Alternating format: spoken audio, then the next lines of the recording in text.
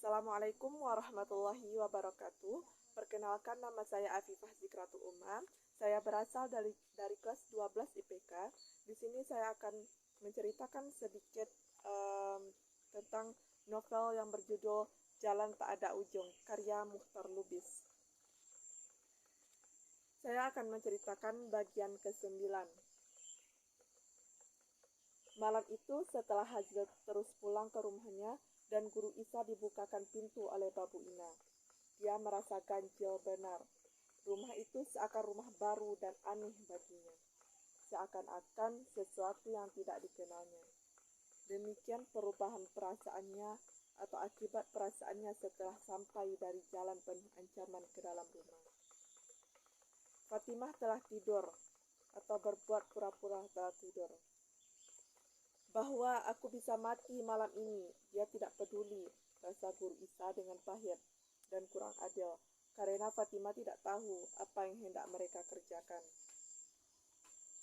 Fatimah tidur menambah rasa dalam rasa perpisahan antara mereka pada Guru Isa. Malam itu dia tidur sendiri di sebelah Fatimah, di kamar yang gelap, dipeluk erat-erat oleh ketakutannya. Bunyi desau angin di daun pohon nangka disangkanya bunyi polisi militer Belanda berbisik-bisik hendak menyerbu ke dalam rumah. Dan bunyi dentam dahan tua yang patah dan jatuh ke atas atap pada pikirannya adalah bunyi orang yang menokok pintu dengan bengis. Perasaan demikian pada suatu saat amat kuatnya hingga Guru Isa terlompat bangun dari tempat tidurnya dan berlari ke balik pintu kamar tidur, tersembunyi di ruang sempit antara dinding dan lemari. Tubuhnya menggigil, lututnya goyang, napasnya sesak, hatinya sejuk, kecut diremas-remas. Beberapa saat dia berdiri setengah membungkuk demikian, seperti seekor binatang liar yang terkepung, tiada dapat lari lagi. Ketakutan datang bergelombang seperti gelombang laut menghempas-hempas ke pantai, bergulung-gulung membantai badannya. Ketakutan yang datang bergulung-gulung itu seakan-akan bukan ketakutannya sendiri, tetapi seakan-akan seluruh kekuatan peri kemanusiaan pada malam itu, pada saat itu, datang padanya mencekiknya di sudut antara dinding dan lemari itu. Ketakutan Babu Ina, ketakutan Hazil, ketakutan Guru Saleh yang pergi mengungsi, ketakutan Tuan Hamidi, ketakutan semua orang yang pada malam itu tidur nyenyak, tidur gelisah, sedang bermimpi, dan bubuk tiris, di rumah, di istana, di desa-desa, di kota-kota, di lembah-lembah, di gunung-gunung, di laut dan di udara. Di mana-mana manusia ada dan bernapas di seluruh dunia. Semua ketakutan manusia ini seakan-akan sekaligus datang bergulung-gulung melanda, meremukkan dirinya, mendesaknya, dan meremasnya di tempat sempit antara dinding dan lemari itu. Ketakutan serdadu-serdadu dari seluruh medan perang dari dini hari, sejarah hingga kini. Ketakutan orang-orang Nasrani yang dilemparkan Nero ke dalam kandang singa di Roma. Ketakutan manusia primitif pada dewa-dewa dan hantu-hantu. Ketakutan binatang jalang pada pemburu. Ketakutan rusa dalam pelukan ular. Semua ini banyak lagi, banyak lagi. Dan Guru Isa berdiri separuh membungkuk di sana. Matanya penuhnya liar, napasnya sesak, dan dadanya serasa hendak pecah. Lututnya goyang dan perutnya kempis dan dingin. Gelombang-gelombang ketakutan kemanusiaan dari segenap penjuru dunia datang melandanya, di bawah waktu yang datang mengalir lewat tubuhnya tiada hentinya. Beberapa lama dia demikian. Detik-detik lewat seperti abad-abad yang merangkak lamban.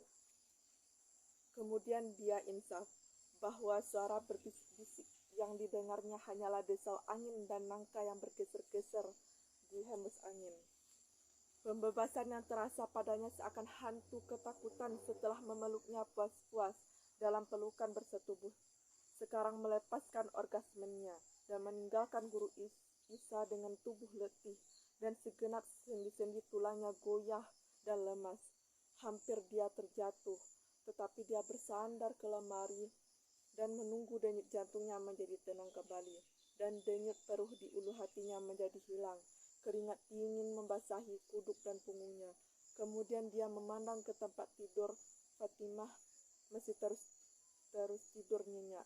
Dalam hati Guru Isa mula-mula timbul rasa cemburu dan kemudian rasa benci melihat perempuan itu tidur demikian. Perasaan ini kemudian juga menghilang bersama dengan surutnya gelombang-gelombang ketakutan yang melandanya. Guru Isa tidak dapat tidur nyenyak lagi. Dia tidur amat gelisah. Sebentar-bentar terbangun, dan detik-detik dia terbangun berat dengan kecemasan dan ketakutan. Hingga dekat dini hari, dia terbangun kembali dan mendengar Salim kecil menangis di kamar belakang di sebelah.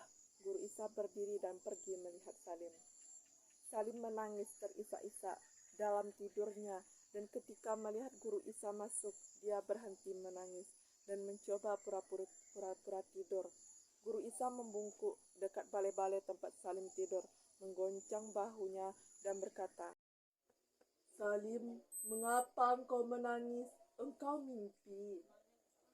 Suaranya sendiri agak gemetar, tetapi tidak dirasakannya. Salim masih berbuat pura-pura tidur, dan Guru Isa kembali bertanya. Perlahan-lahan Salim membuka matanya dan melihat pada Guru Isa. "Takut," katanya perlahan-lahan. Perkataan takut yang diucapkan anak kecil itu seperti tinju besar dan keras memukul Guru Isa. Beberapa saat dia tidak dapat berbuat atau berkata apa-apa, hanya membungkuk saja demikian melihat pada Salim. Lama-lama Salim menjadi takut melihatnya, demikian bibirnya gemetar, hendak menangis kembali, dan Guru Isa insaf. Cepat dia duduk di atas balai-balai dan mengelus-elus kepala Salim. "Takut? Apa yang engkau takutkan?" "Aku takut sendiri dalam kegelapan," jawab kanak-kanak itu. Dan Guru Isa merasa apa artinya ini. Dia merasa bahwa Salim telah bertahun-tahun tidur sendirian demikian, dan setiap malam dia penuh ketakutan, hidup sendiri dengan ketakutannya. Dia merasakan benar dan tidak tahu harus berkata apa. "Kalau pakai lampu, engkau takut?" tanyanya kemudian. Salim menggelengkan kepalanya. Guru Isa berdiri dan memutar knop listrik.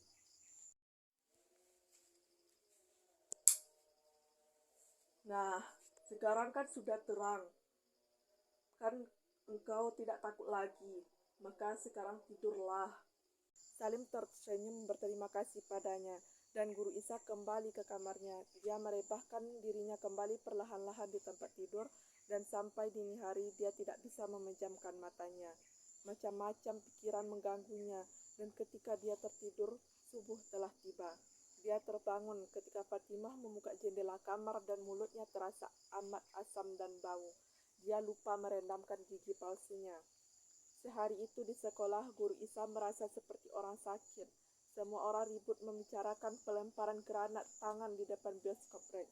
Dan meskipun hatinya senang, karena murid-murid dan guru-guru memuji-muji orang-orang yang begitu berani melemparkan granat tangan itu, hati Guru Isa merasa gundah karena takut setiap saat polisi militer akan ke sekolah menangkapnya. Selama waktu mengajar dan beristirahat, Guru Isa acap terkenang kepada Salim kecil. Dengan sedikit malu dan agak benci pada dirinya sendiri, Guru Isa melihat ada persamaan antara dia Salim kecil.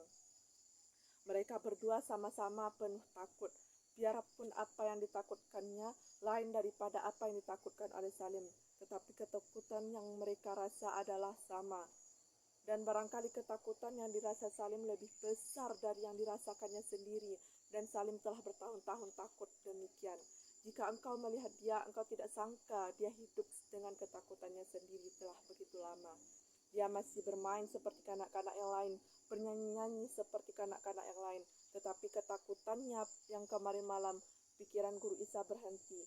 Dia ingat pada ketakutannya sendiri. Dia merasa heran memikirkan Salim anak kecil dengan ketakutannya sendiri itu. Dan perlahan-lahan seakan-akan dia mengerti bagaimana harus menerima hidup dengan ketakutan, mencontoh pada Salim kecil. Apakah harus demikian? Tanyanya pada dirinya sendiri. Apakah orang itu, tiap orang, harus hidup dengan ketakutannya sendiri? Harus belajar bagaimana bisa hidup bersama dengan kekuatannya? Ataukah ketakutan itu dapat dibuang habis-habis? Apakah tiap orang itu mempunyai ketakutannya sendiri-sendiri? Atau apakah ada orang yang sama sekali tidak merasa takut pada waktu dan saat dan keadaan bagaimanapun juga? Atau memang setiap orang itu semua sama seperti Salim kecil, harus belajar hidup bersama-sama dengan ketakutannya?